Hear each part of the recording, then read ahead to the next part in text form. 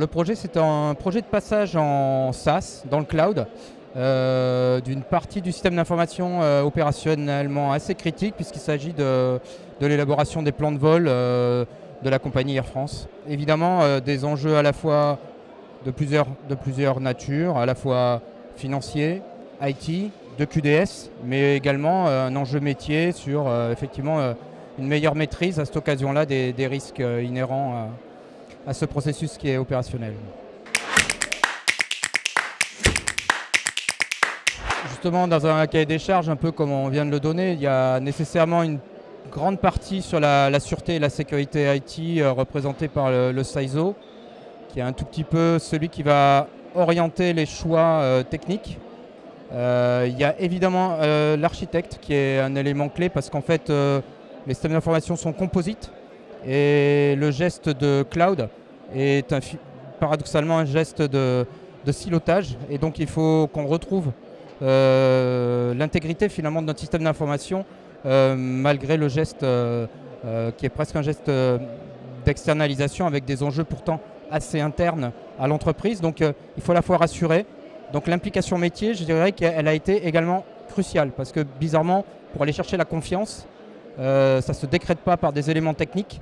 C'est aussi tout un tas de process métiers qu'il faut être capable d'avoir analysé et d'avoir quasiment apporté la preuve préalablement, et voire même de faire du projet une occasion d'améliorer la résilience, ce qui a peut-être été une surprise du projet.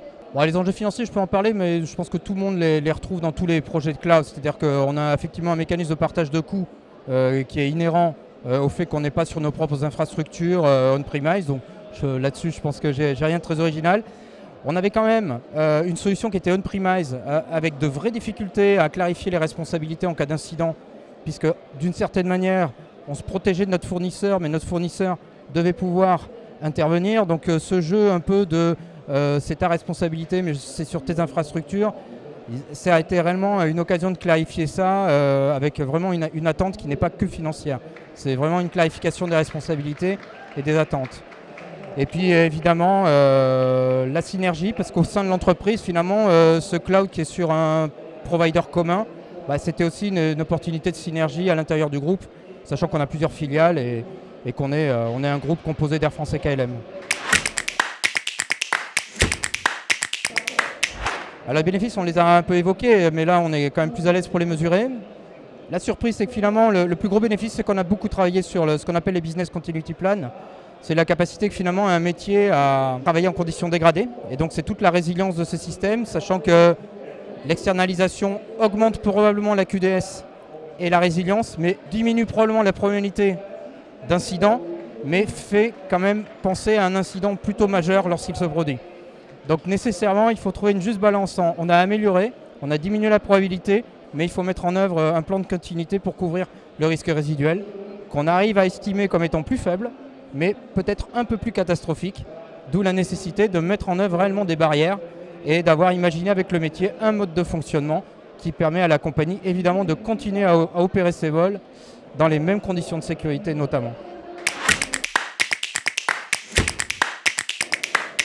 Là, vraiment, le conseil, c'est de ne pas faire du move to cloud un projet technique. Je pense que parce que nécessairement, il y a des impacts sur le business, nécessairement, il y a des gains business.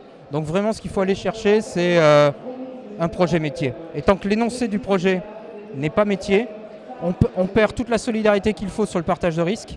Et comme je l'expliquais précédemment, ce partage de risques, c'est aussi le fait de l'accepter par le métier et d'attendre de lui des solutions peut-être complémentaires à la solution retenue de manière à être résilient.